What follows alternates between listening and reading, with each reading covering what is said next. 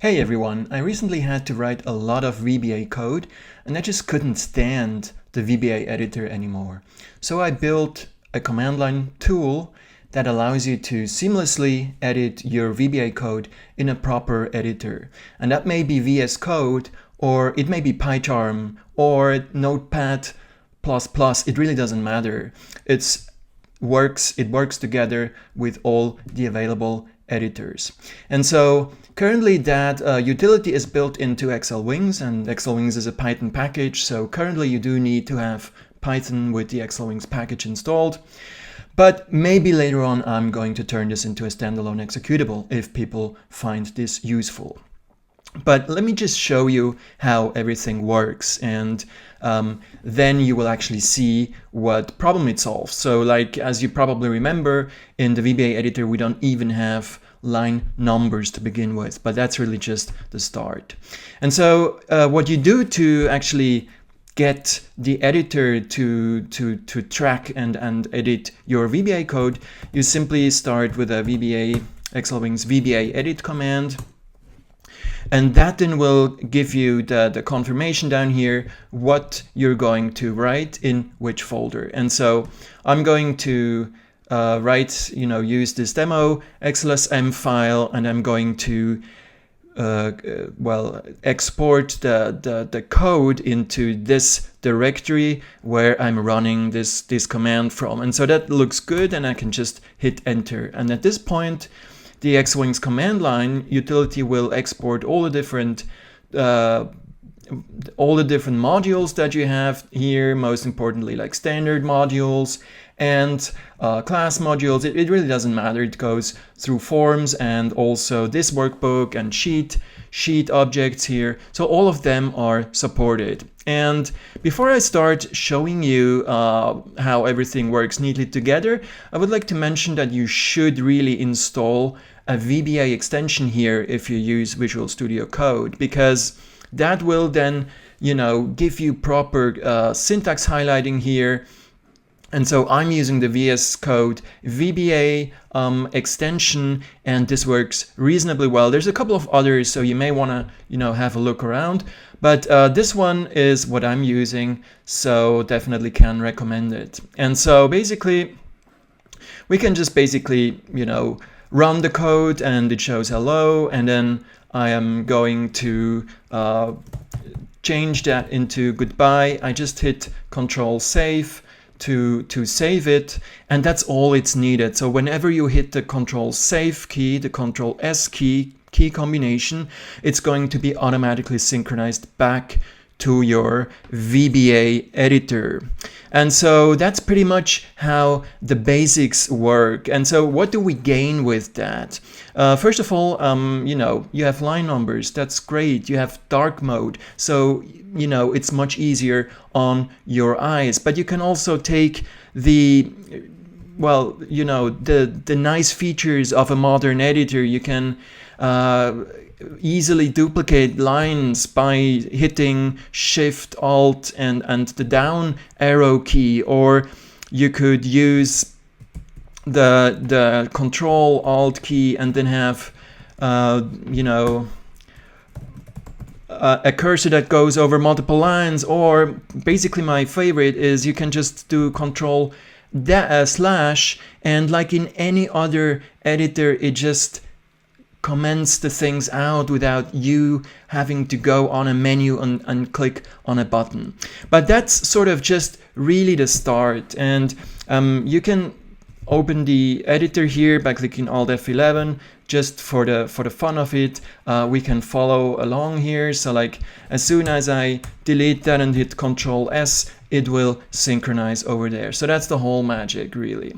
But this is only really the beginning. So I am obviously using this. Once I'm done, basically I could click Ctrl C and it stops. But let's look at all this functionality in the context of a real world, more complex VBA project, such as the xlwings VBA add-in. And one of the major features that I miss, or that I was missing, previously when using the VBA editor, is actually getting source control right while you edit it. So there's a million of different solutions out there on the internet. We have done our fair share to contributing on that end, but they all just track things. They export the VBA modules and track things basically after doing the changes. But what I want is tracking the changes while I edit that. And so let me close that. Let me close that, not really, because I want to basically edit this VBA add-in, the xlwings VBA add-in. So let me just pull that over there and then go to the folder here. So you can see I am in the add-in folder, and this time, since the add-in cannot be the active workbook, I actually have to specify the name of the add-in. And so I do that here with the -f or / file flag, and after that it works the same. So it'll just confirm that I really do want to edit the xlwings VBA add-in, and I want to do this in my development folder. And so yeah, that's absolutely correct. And so I can show you a few different things that I absolutely love about this way of dealing with the VBA code. So for example, I can refactor things. So I could just hit, for example, Ctrl F2, and then I can say, okay, well, let's just, call that my sheet instead of sheets. And so once that's done, as you can see, like we instantly get, and this is really a game changer, you instantly get Git version control that shows you this has been changed from this to that. And it gets even better because I can then simply say Shift Alt, no, sorry, let me see the correct combination. So Alt F5, and that will actually jump to the next change. So as you can see, this variable is basically used throughout my module. And after such a thing, I can just jump through all these different changes, and I can see what happened, and I can double check if everything looks okay. And obviously I can also then hit save and go to the source control tab, and if I make this a little bit bigger and then double click on it, then I basically have all these changes now in the overview, and I have the menu where I can click on, and if I do not like one of those changes, I can obviously then also undo that change and get things back to where they were before. So to me, basically, it's not about dark mode. Well, it's also about dark mode. It's also about the line numbers. It's also about having all the keystrokes, key combinations available that I'm used to from my favorite editor. But it's really mostly also about being able to track changes while I'm editing. And so that allows you also, for example, if you have a change at the beginning of the module and then maybe one at the end, it's so easy to just jump back and forth between these changes and be more productive at your VBA editing procedure. Anyway, that's pretty much all I wanted to show you today. There is, before I drop off, that there is two other more commands.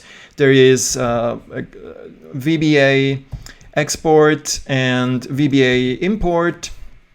So if you do this, then you should be able to get some help here. And as you can see, so you can choose between edit, export, and import. And export and import basically work the way that you probably would expect. So import means you are importing all the files from here into the into the VBA editor, and export is the other way around. So like if you want to override whatever you have locally with a fresh copy from the VBA editor, then you can use the export feature.